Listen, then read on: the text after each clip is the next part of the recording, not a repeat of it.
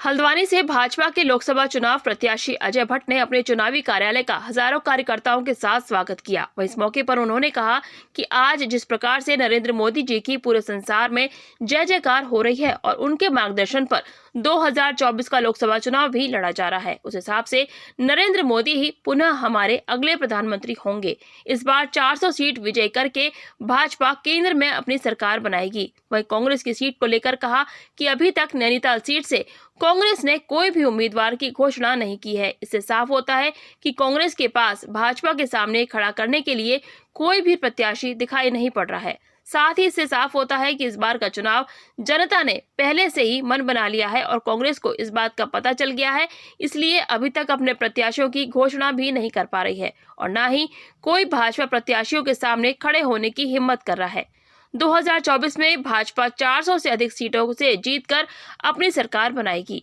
बहुत जबरदस्त उत्साह कार्यकर्ताओं में है और जनता में है। सबसे बड़ी बात यह है कि कहीं पर भी भारतीय जनता पार्टी का झंडा या फिर कोई जा रहा हो झंडा लगा के, तो लोग चाहे मोटरसाइकिल में भी जा रहे हो तो अपना हाथ हिला हिलाकर अभिवादन करते हैं, वी बनाकर अभिवादन करते हैं। इससे साफ जाहिर है कि भारत की जनता ने मोदी जी को तिबारा भारी बहुमत से भारत की राजसत्ता देने का मन बना लिया है, ताकि वो प्रधान सेवक की तरह जिस तरह से 10 सालों तक काम किए हैं आगे को निर्बाध रूप से इसी तरह से काम करें और जो देश को 2047 में विकसित देशों की श्रेणी में आना है और इस बार जो हमको तीसरी आर्थिक शक्ति दुनिया की बननी है उसे कोई रोक ही ना पाए।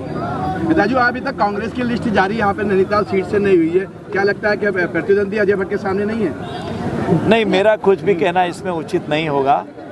कांग्रेस जब भी करे, हमारे प्रतिद्वंदियों कुछ हम तो सम्मान करते हैं, लोकतंत्र में विपक्ष का भी सम्मान करते हैं हमेशा ही, लेकिन उन लोगों ने अपनी मर्यादाएं कई बार भंग करी हैं, बचकानी हरकतें करी हैं, देश के माननीय प्रधानमंत्री जी को विदेशों में जाकर गरियाया है, अपशब्द कहे हैं। लेकिन प्रधानमंत्री जी को हम बहुत धन्यवाद देते हैं उनके धैर्य को कि कभी भी एक भी अमर्यादित शब्द उनके मुख से आज तक नहीं निकला है।